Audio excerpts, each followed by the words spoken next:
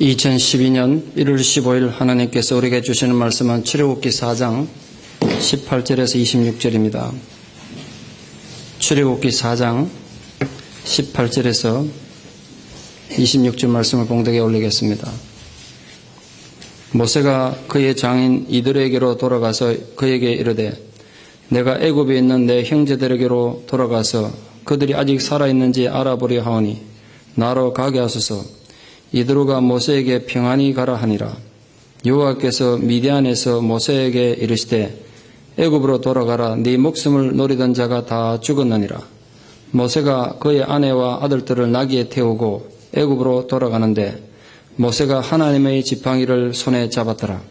여호와께서 모세에게 이르시되 네가 애굽으로 돌아가거든 내가 네 손에 준 이적을 바로 앞에서 다 행하라. 그러나 내가 그의 마음을 완악하게 한즉 그가 백성을 보내주지 아니하리니 너는 바로에게 이르기를 여호와의 말씀에 이스라엘은 내 아들 내 장자라.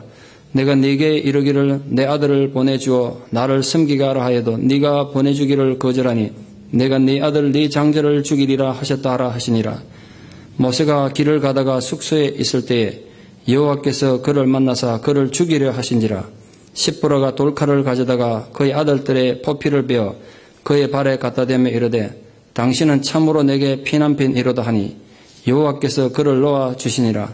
그때 십부라가 피난편이라 하면 할례 때문이었더라. 아멘. 중간고사에서 720명 중에 7등을 한 고등학교 2학년 여학생이 있었습니다. 성적표를 받아던 그 학생이 얼굴이 흑빛으로 바뀌며 고통스러워했습니다. 성적이 지난달보다 내려갔기 때문입니다. 그날 저녁 성적이 내려갔다고 엄마에게 야단 맞은 이 여학생 홀로 고민하다가 자기 집 아파트에서 뛰어내려 스스로 목숨을 끊었습니다. 제가 선생할 때쯤 있었던 일입니다. 그때 그 학생이 죽음에서 남긴 유언이 아주 세속사회에서 굉장히 유명했던 말이 있습니다. 행복이 성적수는 아니잖아요. 그게 그의 유언이었습니다. 720명 중에 7등 했는데 성적 떨어졌다고 비관해서 자살한다면 8등부터 720등까지 살아야 될 이유가 어디 있을까요? 인간이 심한 열등감에 빠지면 공부를 잘하고 세상에서 성공한 건 관계없이 남들이 갖지 못한 수많은 것들을 많이 갖고 있으면서도 낮은 자존감을 갖게 됩니다. 그러면 세상을 참 초라하게 살고 비참하게 살고 스스로를 비극적의 삶으로 살게 만들게 되는 것입니다. 열등감이 신앙인들의 마음에서 해결되지 않고 남아있으면 여러 가지 증상이 나타나는데 그 증상은 이웃과의 관계에서뿐 아니라 많은 경우 하나님과의 관계에서까지 영향을 줍니다. 그래서 열등감이 신앙인 삶 속에 영향을 주게 되면 가장 큰 특징이 이 기독교 심리학에서 말하기를 가면을 쓰고 산다라고 결론을 내렸습니다. 그쪽 부분으로 연구가 많이 되어 있습니다. 역사상 가장 성공한 뮤지컬이라고 일컬어지는, 그래서 지금 27년째 공연되어는 가장 오래 공연된 오페라 유령이라는 뮤지컬을 많이 들어보셨으리라 생각합니다. 이게 영화로 무려 4번이나 만들어진 영화입니다. 저도 한 3종류의 영화를 본 것 같은데요. 그 주인공 팬텀이 자신의 흉측한 외모를 감추기 위해서 평생을 가면을 쓰고 살듯이 자기 열등감을 해결하지 못한 신앙인들은 여러 종류의 가면을 쓰고 살아가게 됩니다. 사람이 가면을 쓰고 살게 되면 가장 큰 불행은 자기 내면에 평화가 없습니다. 기쁨이 없습니다. 많은 갈등 속에서 합니다. 누가 아무 말 안 해도 스스로 불행합니다. 그래서 많은 경우에 자기가 가면을 쓰고 사는지조차도 모르고 그렇게 비극적인 삶을 사시는 분들이 굉장히 많습니다. 지난주에 이어서 열등감에 대한 짧은 강의를 시작하는 것으로 말씀을 드리려고 합니다. 짧은 시간에 많은 걸 말씀드릴 수 없으니까 제가 제목만 간단하게 소개할 테니까 그것도 다 말할 수는 없습니다만 혹시 내가 여기에 해당되는구나 그런 게 있는 분들 생각되시는 분 있으면 기도하십시오. 그 빨리 해결되고 치유되도록. 신앙인이 열등감에 조정당하면 흔히 쓰게 되는 가면은 첫째 예언자의 가면이라는 게 있습니다. 제가 배운 바에 의하면 열등감을 회복하지 못한 신앙인이 가장 쓰기 쉬운 가면이 예언자의 가면이라고 합니다. 또 실제로 그런 것 같습니다. 이게 어떤 거냐면 자신의 열등감을 감추기 위해서 습관적으로 다른 사람을 날카롭게 비판하는 것입니다. 무슨 비판의 기준이 있는 것도 아닙니다. 기준이 늘 바뀝니다. 그런데 항상 그 모든 기준은 자기 중심적입니다. 자기 자신이 기준입니다. 단지 비판을 위한 비판을 할 뿐입니다. 이유는 자기 열등감을 감추기 위해서입니다. 감투의 가면이라고 했습니다. 교회 직분은 어디까지나 봉사직이고 남을 섬기는 것인데 이게 이제 벼슬이 되는 거죠. 감투가 되어버립니다. 특히 삶의 폭이 교회라는 테두리 안에 국한되기 쉬운 이민교회는 더 심각하다 생각합니다. 그 증상이. 심각한 문제입니다. 그래서 그 감투 따려고 목숨 거는 분들을 많이 봤습니다. 그 가면입니다. 열등감이 많다는 뜻이죠. 또 수도자의 가면이라고 했습니다. 이 열등감 많은 사람은 대인과의 관계를 접촉을 깊이 하고 신앙이 자기 도피의 수단이 됩니다. 믿음이 있어서 하나님을 사랑해서가 아니라 자기 열등을 감추기 위해 가지고 누구보다도 뜨겁게 기도하고 싶어하고 누구보다 열심히 신앙생활 하는 것으로 자기 열등을 감추려고 합니다. 그래서 이단에 빠지는 사람들이 대개 열등감이 많은 사람이라고 합니다. 제 얘기가 아닙니다. 기독교 심리학자들이 연구를 해보니까 똑똑하고 잘난 사람들인데 왜 이렇게 이단에 빠질까? 이거는 일본에서도 연구가 많이 됐었는데 옴진리교라고 아시죠? 정말 사교인데 그 교주는 중학교 3학년 중퇴에 좀 무식한 사람입니다. 그런데 동경대학의 출신의 박사들이 절비하게 그 밑에 들어가가지고 하수인노를 하다가 얼마 전에도 나왔을 때도 아마 전부 사형 선고를 받았던데요. 못된 짓 많이 했지 않습니까? 사람도 막 죽이고 지하철에도 똑가서 퍼뜨리고 이해가 안 된 겁니다. 일본의 지식청에서 왜 이렇게 똑똑한 사람들이 이렇게 일자무식에 이용당했는가. 그래서 그 사람들 대고 심층적으로 한 15년간 연구를 해보니까 뿌리 깊은 열등감이 이 사람들을 붙잡고 있었습니다. 제가 그걸 보고서를 보고 굉장히 교훈도 얻고 도전도 받았어요. 충격적이었습니다. 우리 신앙에 마찬가지입니다. 그래서 이단에 열정적으로 빠지는 사람이 공통점 하나가 열등감이 많은 사람입니다. 신앙을 나름대로 열심히 하는 사람 아니면 이단에 안 빠집니다. 어차피 관심 없는 사람은, 어차피 대충 믿는 사람은요, 이단이든 3단이든 관계가 없거든요. 그 열등감이 많은 사람이 신앙의 수도자의 가면을 쓰게 되면 누군가 뭔가 좀 달라야 되니까 다르게 믿다 보니까 이단에 빠지게 되는 그런 보고서가 있습니다. 백색가면이라고 또 있습니다. 신앙이라고 우리 다 완전하지 않지 않습니까? 우리 다 문제가 많습니다. 그런데도 열등감에 사로잡히면 늘 남에게 완벽하게 보여야 되고 흠이 없이 보여야 된다고 생각합니다. 그러니까 늘 남을 의식하고 살아야 되니까 자기 내면은 아주 공허합니다. 너무 외롭고 쓸쓸합니다.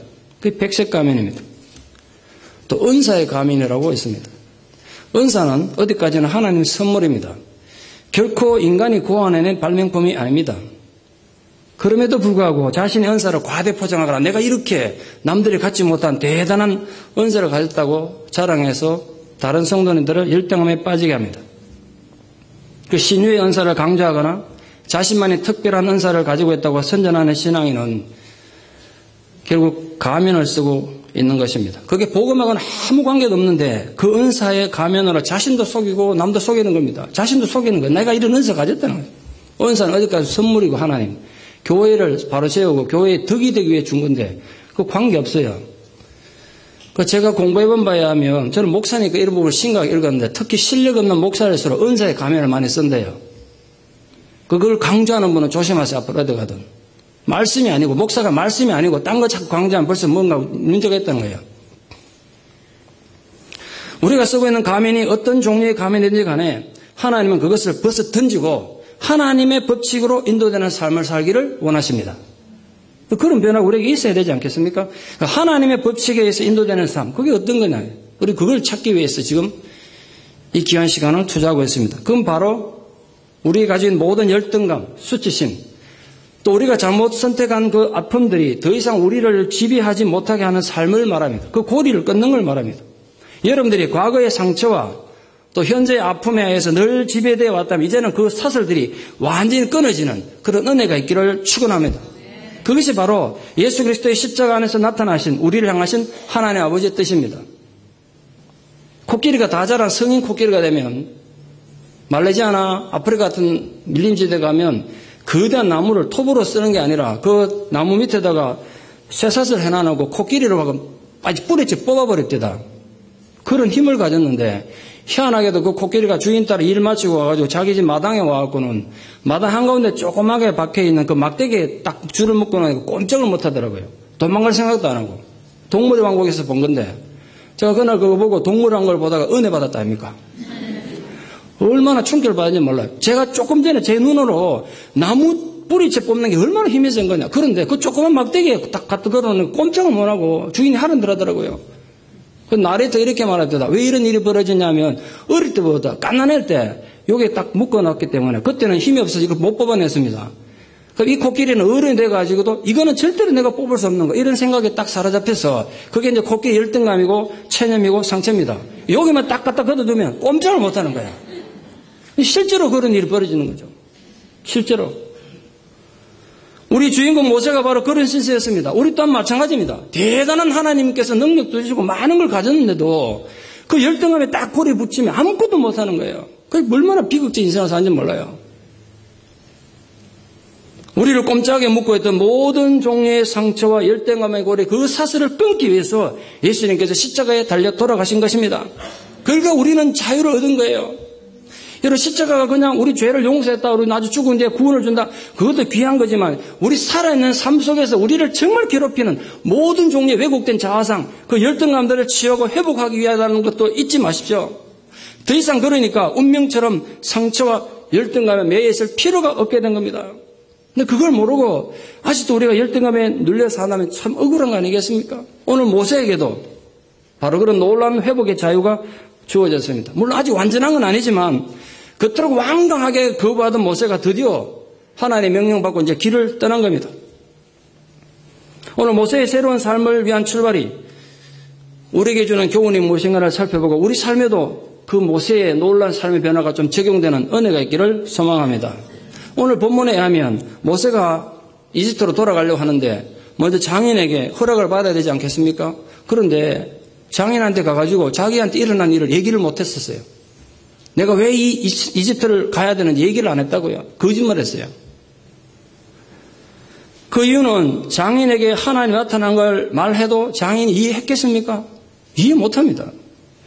지금 모세 자신도 아직 혼란 가운데서 벗어나지 못한 상태인데 어떻게 남이 모세에게 나타난 하나님의 명령을 이해하고 자기가 지금 가가지고 파라오하고 싸우고 파라오를 꺾고 200만이나 되는 노예를 탈출시키겠다 그러면 누가 믿겠습니까? 자기도 지금 안 믿어지는데. 그러니까 말을 못하는 거예요. 모세 본인도 지금 애굽으로 돌아가지 않을 수도 없고 안 가면 하나님 가만 안 둘 것 같고 그렇다고 돌아가자니 선뜻 발걸음도 안 떼지는 상황 아닙니까? 그럼 어쨌든 장인한테 지금 40년이나 살다가 나이 80대 가지고 또 이민을 가야 되는데 뭐라고 변명을 해야 되지 않겠어요? 정당하고 타당한 이유가 있어야 장인이 보내주지 않겠습니까? 그래 기껏 동원한 게 우리 부모 형제, 부모님이 돌아가셨겠지만 형제들이 아직도 살아있는지 그들이 잘 있는지 쉽게 말해서 고향 방문하겠다는 고향 방문. 그 장인이 허락한 거 아니에요. 고대시대는 처가살이하던 사위는 장인이 허락 없이 함부로 움직일 수가 없었습니다. 남자분들 들으면 좀 기분 나쁘겠습니다만 모세시대에 처가살이하던 사위는 계약하고 있는 노예, 계약지 노예 같은 신분입니다. 야곱이 장인인 삼촌의 집을 허락 없이 떠났다가 완전 도둑으로 몰려가고 죽을 뻔했던 거 기억하시죠? 그 야곱하고 같은 문화권에 지금 모세가 있다고요. 그래서 어떻게 하여간 길을 떠났어요. 허락을 받아가고. 근데 길 가는 중에도 아내에게 모세가 지금 제대로 내가 이런 이유 때문에 애굽으로 돌아간다 얘기를 할 수 있었겠습니까? 얘기 못합니다. 누구한테도 얘기 못해요. 그것도 애들한테 얘기하겠어요? 누구한테도 말 못하는 답답한 가슴을 숨기고 지금 길을 떠나고 있는 겁니다. 우리 입장에서 예를 바꾸면요. 어떤 분이 미국 이민 오려고 비행장으로 가고 있는데 자식들에게 가족들에게 왜 미국 가는지 이유를 설명 못하고 가는 것과 같습니다. 혹시 이 가운데 거리가 끌려온 분 계십니까? 놀러 가는 줄 왔는데 와가지고 그냥 주저앉은 분 계세요? 지금 이런 식이라고요. 앞으로 닥칠 일을 생각하니까 앞이 캄캄합니다. 애굽에 들어가자마자 자기가 지금 살인자고 도망자인데 당장 잡혀가지고 목이 날아갈 수도 있고 죽지는 않더라도 노예 신세가 되는 건 아닌가. 뭐 도대체 불안하기 짝이 없었겠죠. 충분히 이해할 수 있고 상상할 수 있는 일입니다. 당시 세계적인 대제국의 왕하고 지금 한판 붙으러 가는데 싸워야 되는데 자신의 처지와 상황 보면 한숨밖에 안 납니다. 무슨 칼이 한 자라도 있는 것도 아니고 무슨 대군이 있는 것도 아니고 홀로 가는데 지금. 길을 나서긴 했는데 그런 불안함과 답답함에 아마 모세는 밤잠을 설쳤던 것 같습니다. 그 이유가 19절에 있습니다. 그런 염려와 걱정 가운데 있는 모세를 하나님 다시 찾아오셔가지고 모세를 격려하셔야 했었어요. 그 성경은 모든 걸 다 설명한 책이 아니기 때문에 어떨 때는 단어 하나, 어떨 때는 짧은 문장 속에서 우리가 깊은 묵상, 미루어 살펴서 전후 문맥에 대한 감정을 읽어내야 합니다. 19절의 본문은 좀 짧게 되어 있습니다만 우리가 이해를 돕기 위해서 좀 설명이 이렇습니다. 모세에게 하나님 나타나서 이렇게 말씀하신 거예요. 모세야, 애굽으로 돌아가라. 그런데 너 표정 보니까 완전히 겁이 질렸구나. 죽을 상이구나. 걱정하지 마라. 너를 죽이려고 찾던 파라오도 죽었고 너의 과거를 알던 모든 사람이 죽었다 다. 너는 더 이상 과거에 발목 잡히지 않을 것이다. 염려하지 말고 가라. 이런 말씀하셨다는 거예요. 모세가 용기 백배 해가지고 무슨 독립투사처럼 위대한 장군처럼 길을 가고 있다면 하나님이 굳이 또 모세를 염려하지 마라. 그런 말씀하실 필요가 없잖아요. 모세가 불안해하고 발걸음이 더디기만 하니까 하나님께서 또 다시 나타나셔서 그를 격려하신 거 아니겠습니까? 모세는 옛날 야곱처럼 고향 돌아갈 때 양떼 소떼 몰고 많은 종들 데리고 지금 성공해서 가는 게 아닙니다. 홀몸에 어린 자식들 안에 나귀에 태우고 그냥 가고 있습니다. 여러분 나귀 아시죠? 얼마나 그 느려 터진지 아시죠? 사람 걸음보다 더 늦게 갑니다. 그거 타고 지금 느릿느릿 가고 있다고요. 거리만 걸어보세요. 뜨거운 미디안 사막의 태양 아래 느릿느릿 걸어가고 있는 몇 마리 나귀와 그 일행을 생각해 보라고요. 휴가 받아서 지금 여행 가는 게 아니지 않습니까? 그런데 이렇게 초라하고 연약한 이 모습 속에 모세의 전생에서 가장 중요한 전환점이 오늘 기록되어 있습니다. 하나님의 거듭된 격려의 말씀에 용기를 얻어서 모세가 처음 시작할 때는 아시죠? 우리가 얼마나 하나님을 거부했는지 하나님 말씀 믿지 못했는지 아마 출발하면서도 불안에 떨었지만 하나님께서 다시 나타나셔서 그에게 용기를 주었을 때 전혀 다른 모습으로 오늘 본문에 새로운 출발하고 있는 것이 기록되어 있습니다. 이 순간은 모세의 운명이 전혀 다른 세계로 뒤바뀌는 그의 인생의 터닝포인트였던 것입니다. 모세가 어떻게 가고 있다고 성경에 정언하고 있습니까? 20절 보십시오. 20절 보시면 모세가 애굽으로 돌아가는데 뭘 가졌더라고요? 하나님의 지팡이를 손에 잡았더라. 이 위대한 선언이 모세에게 있는 것입니다. 지금 모세가 짚고 가는 지팡이는 예전에 양치던 지팡이입니다. 하나님께서 모세가 새로운 사역을 해서 출발해서 가니까 선물로 새 지팡이 따듬어 준 것 같습니까? 전혀 아닙니다. 새 지팡이 준 게 아니에요. 그 지팡이는 여전히 목동에 냄새나는 양치던 지팡이였습니다. 그 지팡이는 모세의 뿌리 깊은 열등감의 상징이었고 실패의 상징이며 부끄러움의 상징이었습니다. 그것만 쳐다보면 한숨이 나오고 신세 한탄이 나오던 목동의 지팡이였다고요. 그런데 그게 어떻게 바뀌었습니까? 바로 하나님의 지팡이로 바뀌었습니다. 하나님께서 그 의미를 완전히 바꿔주신 거예요. 모세는 상상도 못했는데 이제 그 지팡이는 더 이상 과거에 양치 때 쓰던 목동의 지팡이가 더 이상 아닙니다. 이제 두 번 다시 양을 치지 않을 거예요. 모세가. 이제 그 지팡이는 하나님의 능력과 권능이 함께하는 하나님의 지팡이가 된 것입니다. 그 지팡이로 수많은 기적을 앞으로 일으킬 것이며 애굽 왕 파라오를 굴복시킬 하나님의 지팡이가 된 것입니다. 여기에 엄청난 복음의 선포가 있는 것입니다. 이것은 지금부터 3,500년 전에 기록된 과거의 전설이 절대로 아닙니다. 지금 이 시대를 살아가는 우리에게도 여전히 효력이 있는 하나님의 약속이며 놀라운 계획인 것입니다.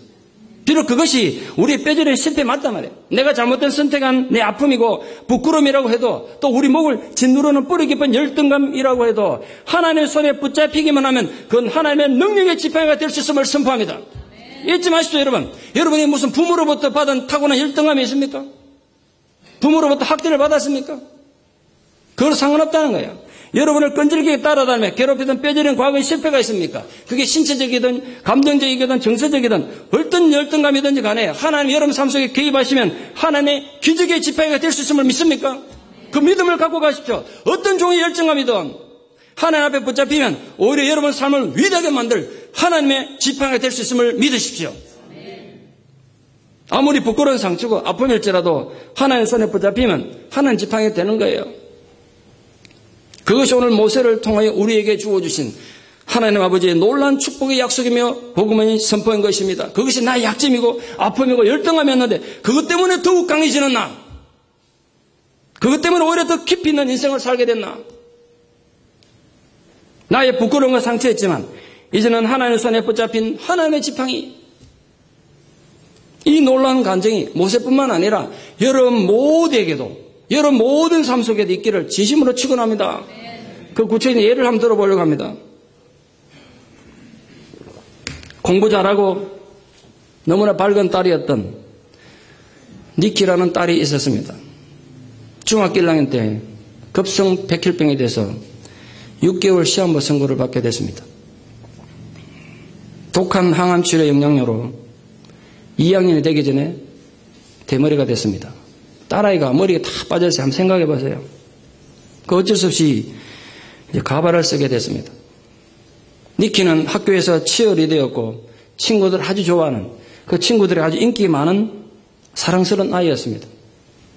그러나 아무래도 가발을 쓰고 있는 모습이 아무래도 이상해 보이지 않겠습니까? 근데 사춘기 애들이 말이죠. 얼마나 잔인한지. 2학년이 되고 나서 친구들은 수도 없이 뒤에서 몰려와가지고 이 니키 가발을 확 잡아 당겨가지고 교실 안에서 복도에서 운동장에서 대머리를 만들어 놓고 대머리라고 놀렸다고요. 그럼 당해보세요. 어떻게 했는가. 니키도 이 감수성이 예민한 사춘기인데 도저히 그걸 견딜 수 없어서 부모님에게 내가 더 이상은 참을 수 없다고 그러니까 부모님이 너 어떡하겠어요. 니키 학교 가기 싫으면 집에 있어라. 학교를 안 가게 된 거예요. 부모 입장에서야 학년이 올라가고 졸업하는 게 무슨 의미가 있어요. 애가 곧 죽을 건데. 그거보다 시한부 인생을 사는 딸이 마음 편안히 살다가 죽는 게 더 중요하지 않았겠어요? 그날부터 이제 니키가 학교를 안 가게 된 겁니다. 그러나 그 아빠에게 자기가 하소연하면서 쓰는 글이 있어요. 한번 들어보세요. 머리가 빠지는 건 참을 수 있어요. 그러나 친구를 잃는 건 너무너무 마음이 아파요. 아빠, 내가 학교 걸어가면 홍해가 갈라지듯이 친구가 쫙 갈라진다는 거예요. 자기만 가면. 점심시간에 아무도 내 곁에 오지 않고 수업 시간에도 내 곁에는 아무도 앉지 않아요. 그리고 내 사물함 옆에는 아무도 사용하지 않아요. 가발을 쓴 이상한 아이, 기이한 병을 앓고 있는 애와는 나란히 사물함을 쓸기 싫다는 이유 때문이에요. 내 병이 무슨 전염이 되는 것도 아닌데 지금 내가 이렇게 고통스러울 때 가장 필요로 하는 것이 친구라는 사실을 왜 우리 친구들은 모르는 걸까요? 내가 크리스찬으로서 부활에 대한 소망이 있으니까 죽는 거 두렵지 않아요. 내 머리가 빠지는 것도 괜찮아요. 그러나 친구를 잃는다는 건 정말 견딜 수 없는 일이에요. 그럼 울더란 거예요. 여러분 자식이 그렇게 한번 물어보세요. 부모 마음이 어떻게 했는가. 그런 니키에게 용기를 준 것은 오하이오주에 사는 초등학교 6학년 지미 마스티노라는 소년 때문이었습니다. 지미는 우연히 책을 읽다가 캘리포니아주에 공식 표어가 있다는 걸 알았습니다. 우리 캘리포니아주의 공식 표어가 뭔지 아십니까? 캘리포니아 주민 여러분 대답해 보시죠. 여러분 사시는 캘리포니아주에 공식 표어가 있습니다. 그게 뭡니까? 오늘 잊지 마십시오. 유레카입니다. 유레카. 유레카 뜻 아시죠? 라틴어로 발견했다, 찾았다 이런 뜻 아닙니까? 그 지미가 그럼 우리 주는 어떤 표어가 있는가 찾아보니까 아직 자기가 살고 있는 오하이오주는 표어가 없더란 거예요. 그 자존심도 상하고 실망해가지고 불만을 느껴서 우리 주도 표어가 있으면 좋겠다. 그래서 이 어린애가 초등학교 6학년짜리가 앉아가지고 하나 앞에 기도한 거예요. 하나님 우리 주에도 표어를 주십시오. 그러니까 딱 6단어로 된 인간의 삶을 바꿀 수 있는, 삶을 변화시킬 수 있는 문장을 하나 만들었어요.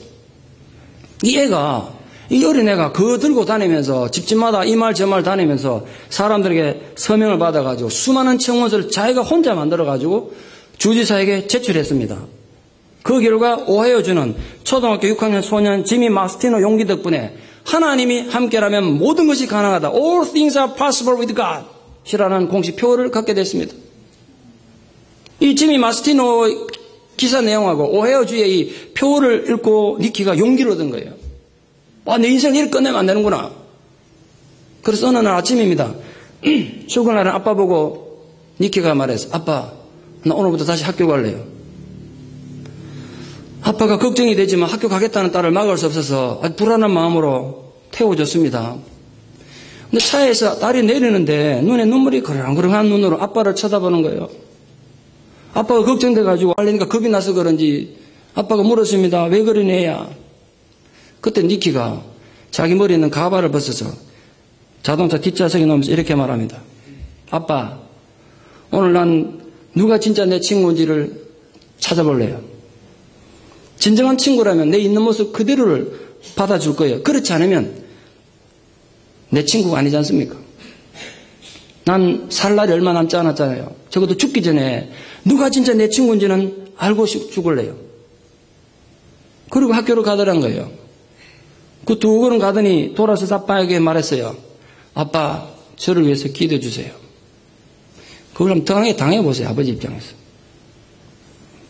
아빠가 목에 메는 소리에 말했습니다. 물론 하고 말고. 빡빡머리 어린 사춘기 소녀가 600명 모이는 전교생들 속으로 걸어 들어갔습니다. 그 뒤에서 아빠가 그 니키를 보며 하나님 앞에 기도했습니다. 하나님, 저희가 제 딸입니다. 저 딸과 함께하여 주시옵소서. 기도했습니다. 그런데 그날 기적이 일어났습니다. 니키가 운동장을 지나서 교실을 가는 동안 아무도 니키를 못 살게 굴지 않았습니다. 단 한 명도 이 진정한 용기를 가진 소녀를 놀릴 수가 없었습니다. 그 니키는 중학교생도 졸업도 못할 줄 알았는데 고등학교를 졸업하고 불가능할 것 같은 결혼까지 해서 두 아이의 엄마가 되어 있습니다. 의사는 6개월밖에 못 산다고 그랬는데 무슨 힘이 니키를 그렇게 다시 살게 했는지 다른 사람은 몰라도 니키 본인은 너무나 잘 알고 있습니다. 오늘 사랑하는 성도 여러분들이 이 예배에 오실 때 여러분이 가지고 나온 상처들이 있습니까? 지금 현재 여러분들이 가장 해결하기 힘든 아픔의 실체들이 있습니까? 이 시간 하나님의 손에 붙잡히는 역사가 있기를 축원합니다. 함께 마음으로 기도하십시오. 그래서 우리 모두 우리 생애에도 우리 삶의 변화도 이렇게 하나님께 기록되기를 바랍니다. 세크라멘트 한인 장로교회 아무개 성도는 과거에 많은 아픔과 실패를 가지고 있었다. 누가 봐도 그는 실패자였다. 그러나 이제 그는 하나님의 부름을 받고 아직도 아픔이 아물지 않은 그의 삶의 현장으로 돌아갔다. 그런데 그의 손에는 하나님의 지팡이를 굳게 잡았더라. 이 위대한 신앙의 기록이, 이 놀라운 승리의 선포가 여러분 생애에도 기록되기를 진심으로 축원합니다. 그런데 오늘 이 감격선의 본문 속에 우리가 정말 이해하기 힘든 심각한 모순 하나가 등장합니다. 너무 심각한 문제가 있어요. 하나님으로부터 직접 소명을 받고 길을 떠나는 모세를 하나님이 길에서 죽이려고 하셨대요. 하나님 모세를 죽이려고 하셨다. 지금 모세가 자기가 가고 싶어서 길 가는 거 아니지 않습니까? 모세는 가기 싫다고 황소 고집 부리면서 막 안 가려고 악을 쓰고 있었는데 하나님께서 가라고 또 온갖 설득을 다 하고 온갖 이적으로 설득해서 겨우 떠나는 길인데 그런데 그 모세를 죽이려고 하시네. 이제 또 이해되십니까? 제가 거기에 너무 고민이 된 거예요. 왜 모세를 죽이려고 그랬느냐? 이유가 모세가 자기 아들들한테 할례를 주지 않았기 때문이라는 겁니다. 할례는 하나님이 아브라함과 고대 세운 너희들은 나의 자식이라 나의 자녀라는 걸 약속하기 위해서 사내아이가 태어나면 8일 만에 하나님 앞에 와서 받는 포경수술을 말합니다. 근데 그거 안 했다고 죽이겠다는 거예요. 지금 모세가 아들한테 안 했다고. 여러분, 모세는 할례 받았을까요? 본인은? 성경에 없습니다. 받았는지 안 받았는지. 유추해 보세요. 받았을까요? 안 받았을까요? 아마 받았을 겁니다. 그는 생후 3개월까지 경건한 부모와 함께 살았습니다. 태어난 지 8일 만에 받는 할례니까 경건한 부모였던 부모 아므람 요게벳이 할례를 행했을 겁니다. 그런데 모세가 아들들에게 할례를 행하지 못했던 이유가 또 뭘까?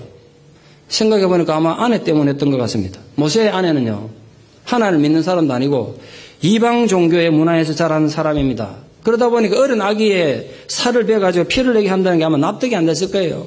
돌았나 뭐 애한테 왜 그 피를 내게 하냐? 그랬을 거예요. 그래서 못했던 것 같아요. 어째 모세 자신도 애한테 할례를 주든 말든 별로 관심도 없고 아주 사소하게 생각했을 겁니다. 지금 무거운 마음으로 길을 떠나는데 아이들에게 할례를 행할 정신도 없었을 수 있죠. 그런데 문제는 말입니다.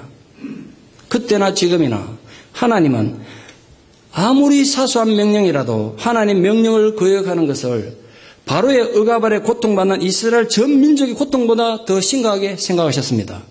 잊지 마십시오, 여러분. 이스라엘 민족을 구해낼 재능과 사명을 가진 탁월한 사람이라고 해도 하나님 명령을 거부하면 하나님 쓰시지 않겠다는 거예요. 하나님 말씀에 전적으로 순종하는 하나님의 경향이 없으면 모세 같은 지도자도 하나님 쓰시지 않으시겠다는 겁니다. 또 오늘 우리 같은 사람 말하면 하겠어요. 그래서 오늘 본문은 정말 심각한 교훈과 도전을, 경고를 우리에게 주고 있습니다. 진짜 하나님께 부름받고 분명한 사역의 목적이 있는 사람도 하나님 명령을 소홀히 하면 죽이겠다는 거예요. 고민되지 않습니까? 저는 목사로서 이 본문을 이렇게 받아들입니다. 이 본문을 정말 심하게 받아들여요. 그리고 제 심장에 새겼어요, 이 본문을. 저 목사로서 제 삶의 좌표가 되는, 죽음을 초월해서 내 삶의 기준이 되는 정말 소중하게 생각하는 말씀이 몇 개가 있는데 오늘 이 본문이 그 중에 하나입니다. 전 이 본문을 이렇게 해석하고 제가 받아들입니다. 여러분 입장에서 받아들여 보세요. 제가 아무리 대단한 사역을 감당하는 목사하고 심지어는 민족의 운명을 뒤바꿀 정도로 세상에 영향을 끼치는 목사가 된다고 해도 하나님의 작은 명령이라도 우습게 여긴다면 하나님 언제 나를 버릴 수 있으시다. 버리는 정도가 아니라 내 목숨도 거두어 가실 수 있다. 저는 그렇게 생각하고 받아들입니다. 여러분은 어떻습니까? 이 얘기는 그냥 목사에게만 해당되는 말씀입니까? 아닙니다. 여러분 모두에게 해당되는 말입니다. 여러분이 신앙인이라면. 그러니까 심각한 얘기잖아요. 교회는 하나님의 사랑으로 누구나 초청합니다. 누구에게나 열려 있습니다. 누구든지 용납할 수 있고 누구든지 올 수 있습니다. 그러나 교회는 훈련하는 것입니다. 교회의 생명은 훈련에 있습니다. 예배를 잘 훈련해서 예배가 뭔지 전혀 모르던 사람들이 예배자가 되게 하는 곳이 교회입니다. 사랑이 뭔지 전혀 모르는 사람에게 사랑을 잘 훈련해서 이 땅에 사랑을 심는 자가 되게 하는 곳이 교회입니다. 인내를 훈련하고 배워서 전혀 참을 수 없는 성질이 막 급하던 사람들도 참는 사람이 되도록 하는 곳입니다. 타고난 기질이든 또 후천적으로 배워진 습관이든 또는 원치하던 상처든 훈련과 연습을 통해서 치유되고 회복되어야 될 곳이 바로 교회란 말이에요. 여러분이 잘못된 죄, 잘못된 인격, 잘못된 습관들을 잘라버려야 하는 곳이 바로 교회입니다. 하나님이 기뻐하지 않는 부분이 있습니까? 하나님 인정하지 못하는 부분이 있으면 과감하게 잘라버리기를 바랍니다. 그렇지 않으면 여러분 길에서 죽을 수도 있습니다. 지나가는 말로 부디 듣지 마십시오. 하나님의 가르침을 듣고도 삶이 바뀌지 않는 자들의 끔찍한 비극을 오늘 하나님께서 보통 시시한 사람 그래가지고 해서 맨날 죄나 짓고 못된 짓 하고 이런 사람이 이런 얘기 해놨으면 우리 별로 감동도 없고 느낌도 없을 거예요. 그러나 이런 심각한 얘기를 오늘 모세를 통해서 우리에게 경고하고 계시니까 우리가 심각한 거예요. 모세는요, 이스라엘 전 역사 가운데 진짜 위대하고도 위대한 인물입니다. 두 분 다시 없을 위대한 인물이에요. 훌륭한 지도자예요. 그러나 아무리 위대한 인물이고 중요한 인물이라고 하더라도 하나님 명령을 가볍게 생각하는 자는 하나님이 죽일 수도 있다는 경고예요. 그 사람 안 쓰는 건 둘째치고. 모세는 이 사건을 통해서 하나님 명령의 중요성을 뼈저리게 그래서 깨닫게 된 겁니다. 그 뒤에 이제 변화된 모습을 좀 볼 것입니다. 남편이 죽을 지경이 되니까 오늘 할례를 누가 행했습니까? 아들 할례를. 모세가 안 행했습니다. 아내가 있습니다. 아내가. 그때 그냥 행하면 조용히 그냥 겸손하게 행하면 될 텐데 이 안에 요괴했던 화가 났는지 잘라가지고 그거를 모세한테 집어 던지면서 생각을 해서 피 흐르는 거 애 살점을 던지면서 당신은 내게 피난편이다 피난하게 하는 남편이다 좀 그럼 아주 화가 나서 하는 소리예요. 그 여자분들 그러지 마세요. 하나님의 말씀은 배우고 연구하라고 준 게 아니지 않습니까? 듣고 순종하라고 준 것입니다. 그렇게 살라고 준 것입니다. 모세에게도 그 규칙은 그대로 적용이 됩니다. 여러분 우리 냉정하게 생각해 봅시다. 아들이 할례 받지 못한 게 모세를 죽일 정도로 큰일이라고 생각이 되십니까? 여러분 생각이 되세요? 그게 진짜 아들 할례 안 준 게 모세를 진짜 죽일 정도로 심각한 일이냐? 그런 생각 안 드세요? 당시 세계 최대 강대국의 왕의 파라오와 단판을 짓고 200만에 가까운 민족을 지금 탈출시켜야 되는 엄청난 소명을 두고 자식들 할례 받은 거 안 받은 거 무슨 소용이냐? 이런 생각하기 쉽지 않습니까? 안 그렇습니까? 자식들에게 할례를 안 줬다고 그 엄청난 사역을 못할 정도의 실력이라면 애당초 자격이 없는 거 아닙니까? 인간의 성공의 신화와 얄팍한 가치관으로는 충분히 우리 그렇게 생각할 수 있습니다. 우리도 예수 믿으면서 이렇게 생각한다고 이 정도 죄점이야, 이 정도 문제야 이런 생각을 많이 하세요. 그런데 여러분 주의하십시오. 이 정도쯤 생각하지 마세요. 그러다가 가는 수가 있습니다. 저게 협박이 아니고 하나님 말씀입니다. 중요한 건 여러분이 짓는 거 사소한 죄가 중요한 게 아니라 하나님에 대한 자세예요. 자세. 그게 문제예요. 우리 그렇게 자꾸 자신을 합리화한다고 하면 이 정도야 사람이 연약한데 마음은 원유로 돼 육신이 연약하여. 베드로가 괜히 그 한마디 해가지고 맨날 우리 먹잖아요. 마음은 원유로 돼 육신이 연약하여 오늘 또 죄를 짓사오니 하나님 이해하십시오. 이러고 또 죄 짓잖아요. 그게 아니에요. 하나님은 작고 사소한 일이라도 하나님 경외하는 마음을 굉장히 중요시합니다. 그래서 이 한 해 우리 하나님 앞에 충성됨으로 하나님 의를 이루는 교회의 주제를 내가 하나님 경외하는 데 잡았어요. 나도 하나님 경외하는 목사가 되고 우리 성도들도 하나님 경외하는 성도가 되어보자. 여러분 부디 여러분 삶의 현장에서 하나님 우습게 여기지 마십시오. 죄를 짓더라도 양심의 가책을 느끼며 지으세요. 또 지으라 그런다고 목사님 죄 지으라 그랬다고 또 제 얘기 좀 잘 새겨 들으세요. 너무 뻔뻔스럽게 죄 짓지 마십시오. 너무 내가 두려워요. 내가 무서워. 인간이 하나님을 만나지 못한 채 하나님에 대한 경외감을 잃어버린 종교인이 되면 가장 사악한 인간이 됩니다. 여러분 교회 다닌다고 사람을 다 믿을 수 있습니까? 그거 아니라고요. 하나님 없는 종교인 되면 교회 다니면서도 못된 짓 혼자 다 하잖아요. 누구보다 열심히 교회 다니고 온갖 프로그램 쫓아다녀도 하나님 두려워하지 않으면 잔인하고 포악한 인간이 될 수밖에 없어요. 저는 그런 사람들 질리도록 봤어요. 물론 그런 목사도 많습니다. 저도 그랬을지도 몰라요. 과거에. 우리 서로 조심하고 노력하셔야 돼요. 그런 존재는 안 되도록. 자주 드린 말씀입니다만 열심히 하나님 믿는 것보다 바로 믿는 게 더 중요하지 않습니까? 열심히 믿는 것 따지면 이단들이 더 열심히 믿어요. 자식을 팽개치고 부모, 가족을 팽개치고 믿는다고요. 그 길이 죽는 길인지도 모르고. 바로 믿으셔야죠. 바로 믿는 건 딴 게 아닙니다. 하나님 말씀 듣고 순종하는 겁니다. 순종하는 거. 위대한 하나님 사람으로 성공하고 싶으십니까? 요행을 바라지 마십시오. 요행을. 로또 당첨되지 그렇게 바라지 마시고 먼저 하나님 말씀에 민감히 반응하는 자가 되기를 바랍니다. 하나님 경외하는 신앙의 자세에서 절대로 실패하지 마십시오. 그러면 모세와 함께 하셨던 그 하나님이 여러분의 하나님 될 것입니다. 결론의 말씀을 드립니다. 그것이 비록 나의 약점이고 부끄러운 열등감이며 쓰라린 실패의 상징물이라고 해도 하나님 손에 붙잡히면 이 세상을 넉넉히 싸워 이기는 능력의 지팡이 하나님의 지팡이가 될 수 있음을 주님의 이름으로 선포합니다. 그 하나님이 나의 하나님이 되시기 위하여 사소한 하나님의 명령이라도 부디 우습게 여기지 마십시오. 우리 사랑하는 모든 성도님들이 부디 하나님 경외감을 잃지 않음으로써 뿌리 깊은 열등감조차도 하나님의 지팡이로 쓰임받는 인생의 대반전이 여러분 모두에게 있기를 진심으로 축원합니다. 기도드리겠습니다. 하나님의 은혜와 사랑을 진실로 감사드립니다. 우리 인간이 어리석고도 연약해서 또 이렇게 모든 삶의 아픔과 고통 가운데 던져져 살아갑니다. 그런데 우리가 이제 깨닫습니다. 뿌리 깊은 나의 열등감이 결코 나의 문제만이 아니라 하나님과 이웃에 영향을 준다는 것을 우리가 깨달았습니다. 우리가 오늘도 나의 열등감 때문에 상처 때문에 온갖 종류의 가면을 쓰고 살아간다면 그것을 주님께서 제거해 주시고 그 썬뿌리들을 잘라 주시옵소서. 참으로 그래서 우리가 하나님의 변화되어지고 치유되어지고 회복되어진 모습으로 살아가기를 원합니다. 주님 또한 우리가 하나님 경외하는 데서 실패하는 성도가 되지 않기를 원합니다. 하나님 우리 마음에 오늘 모세의 이 교훈처럼 하나님을 우습게 여기는 부분이 있습니까?